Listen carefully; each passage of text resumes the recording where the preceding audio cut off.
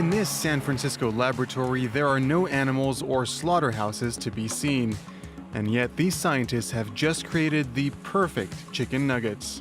There's real chicken, but it's chicken cells, so no chicken had to die for this nugget. The founders of American food company Just are adamant people are going to have to change their eating habits. Billions of animals every single day are killed for food, and those billions of animals require all this water and all this land, and all this waste from all the animals go into all our water. And it's not a healthy system. It's not telling people to go vegan, but making better meat. And maybe a better way to make meat is to take a cell of an animal instead of eating the entire animal.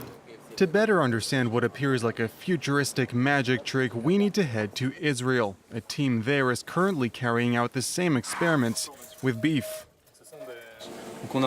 We actually have our very own cows in the lab, meet Gertrude and Alberta. And inside these cows, tissues and cells develop in the exact same way as they would inside an animal out in the wild.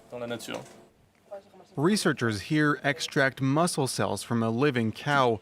The cells, which are microscopic, are diluted in this liquid. They then grow and multiply. It's a process that is similar to when scientists produce tissue for skin grafting. Here, though, the cells will produce flesh, and inside these petri dishes, meat is beginning to form. These incubators are sort of a controlled artificial cow where cells end up being back in their original environment. It's as if they were growing inside an actual cow. This lab-grown steak is still in its testing phase, but the chef that trains at the lab believes this is the real deal. Right now we are the selected few, but in the near future it's going to, I'm sure this is eventually will be just like serving a good quality organic beef in a restaurant. And to keep nature is to do this.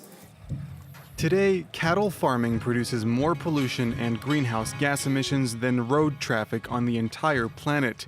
And with the world's population expected to hit 10 billion by 2050, habits will have to change. Lab-grown meat is a solution, but is it risk-free? This university professor believes it is. Strawberry yogurt example you just gave us. With this instance, it's not artificial in the sense of we're trying to mimic it. We're creating the exact same replica of the cellular structure that meat comes from.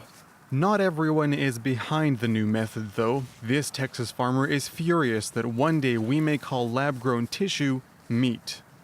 It's cells, it's stem cells, it's cultured stem cells artificially. This is not primal cuts of meat coming off a traditionally harvested livestock. That's not what this is. If they want to call it bovine, myofibril, artificially grown meat cells, go ahead.